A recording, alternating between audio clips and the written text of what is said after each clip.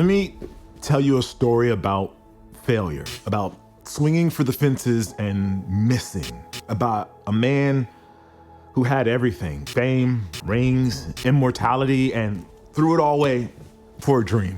Hey, what's up everyone? I'm Jacques Slade. Today, we're diving into one of the wildest, most unexpected chapters in sports history. And it's all threaded together by one iconic sneaker, the Air Jordan 9. To be fair, this video isn't about basketball or retros. I'll share specs and doing on foot, but this one isn't just about aesthetics or performance. It's about a pivotal moment in Michael Jordan's life, a moment that reminds us that the journey towards our dreams matters just as much as the destination. This is about what happens when the world tells you to stay in your lane and you floor the gas straight into the unknown. So, October 6, 1993, Michael Jordan retires from basketball. Retires at 30 years old. Three-peat champion, MVP, global icon, gone. Why? Because his father, James Jordan, the man who once told him to stop dreaming, start doing, was murdered months earlier. And MJ was broken. The fire, gone. The killer instinct, buried. So he did the unthinkable. He walked away, not to heal, not to hide, to chase a childhood promise he made to his dad to play baseball. Pat? All right, Greg, a breaking story here. The Chicago Bulls have called a press conference for tomorrow morning, and there's high speculation and a report that Michael Jordan will retire from basketball forever. February 7th, 1994, MJ signs a minor league contract with the Chicago White Sox. Salary, $1 a month. Let that sink in. The greatest athlete on the planet traded $4 million a year for bus rides, minor league stadiums, and a .202 batting average. .202. You know what that means? He failed a lot. Struck out 114 times in 127 games. Critics called it a midlife crisis, a publicity stunt. They said he was embarrassing himself. But think about that. This was a guy used to dominating the NBA, now facing the harsh realities of professional baseball. It was a humbling and very human experience. But here's the truth. MJ didn't care because this wasn't about stats. This was about grief and honor, about proving that even gods have unfinished business. Reports said he'd wake up at 5 a.m. to hit cages, studied tape like a rookie, took sliding lessons from 12-year-olds, and every swing, every strikeout, every "you suck, Jordan" hurled from the stands, it wasn't failure, it was therapy. It wasn't about proving others wrong. It was about proving to himself that he could master a new challenge. And while he was grinding back in Beaverton, Oregon, a mad genius named Tinker Hatfield was designing a shoe for a man who wasn't even playing basketball, the Air Jordan 9. Look at this, the outsole, etched with a globe and a world in 9 languages, Japanese, Hebrew, Russian. Why? Well, because Tinker knew MJ's legacy wasn't just American anymore. It was universal.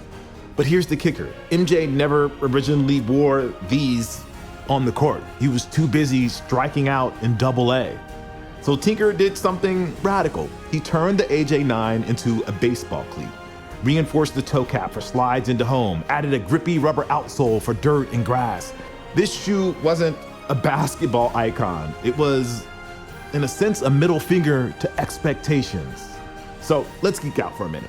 The AJ9 was minimalist before minimalism was cool. No flashy logos, no neon, just clean lines, a speed lacing system, and Nike Air in the midsole. Tinker called it a shoe for the next chapter, a chapter MJ wrote in dirt and pine tar. It's a nod to a time when dreams took a detour only to pave the way for an even greater comeback. But the real magic is the philosophy. Tinker designed the AJ9 while MJ was gone. No input, no demands, just pure, unfiltered trust. Because sometimes the people who believe in you, they see your destiny clearer than you do. Every stitch, every detail of the AJ9 tells a story a story of innovation, of risk, and the relentless pursuit of greatness. Tinker Hatfield once said, "The design is not what you see, but what you feel." And if you look at these shoes, you can feel the pulse of ambition, the heartbeat of a legend daring to try something new. So, let's talk about legacy. MJ's baseball career lasted 17 months. He never made the majors, but culturally it changed everything. It humanized him. Before baseball, he was a myth. After, a man who failed publicly and kept going.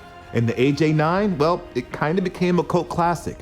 Not because MJ wore it, but because it symbolized reinvention. Let's get real for a minute.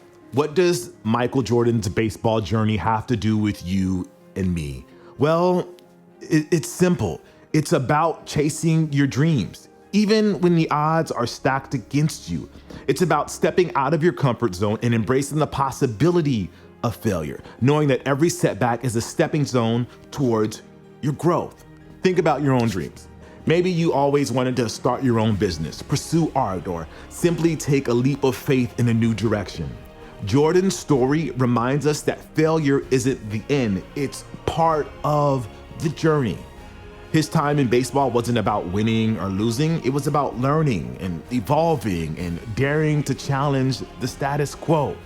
And that's what the Jordan 9 represents. It's not just the sneaker, it's the symbol of the risk and reward inherent in chasing what sets your soul on fire. Even if the dream you chase doesn't come to fruition exactly as you imagined, the journey itself enriches you, it shapes you, and ultimately it defines you. In March 1995, after his baseball stint, Jordan returned to the NBA. He was different, more focused, more determined. That comeback wasn't just a return to basketball, it was a reinvention. And it all ties back to lessons he learned off the court. Here's the bottom line. Chasing your dreams is messy, unpredictable, and sometimes it's downright painful. Michael Jordan's journey into baseball wasn't a smooth ride. He faced challenges, public scrutiny, and personal doubt, but every moment of that journey added to the tapestry of his legacy. And that's what I want you to take away today. Whether you're chasing a dream that takes you off the beaten path or you're working on perfecting your craft, every step of that journey counts. It's not the trophies or the records that define you. It's the courage to try, to fail, and to rise again. So, if you're out there wondering whether your dreams are worth chasing, remember Michael Jordan's leap into baseball. Remember the Air Jordan 9, crafted with passion by Tinker Hatfield, reimagined for a time when the world expected him to play it safe. Even if the dream you chase doesn't go as planned, the journey is what makes you who you are. Celebrate the journey, embrace every challenge, and remember that sometimes it's the detours that lead to the most extraordinary destinations. So, thanks for joining me on this deep dive into one of the most fascinating chapters of Michael Jordan's story and the sneaker that almost got left behind, the Air Jordan 9. I want you to remember two things. One, Michael Jordan, the 202 hitter, came back to basketball hungrier, won 3 more rings, became immortal, not despite the strikeouts, but because of them. And 2, Air Jordan 9, cool gray, it's a shoe, but it isn't a shoe. It's a time capsule. Proof that detours aren't dead ends, they're bridges. This isn't about winning. It's about becoming. Y'all keep chasing. And remember, the greatest legacy isn't what you achieve, it's what you actually dare to pursue. I'm Jacques Slade, and I'll see you guys on the journey. Peace.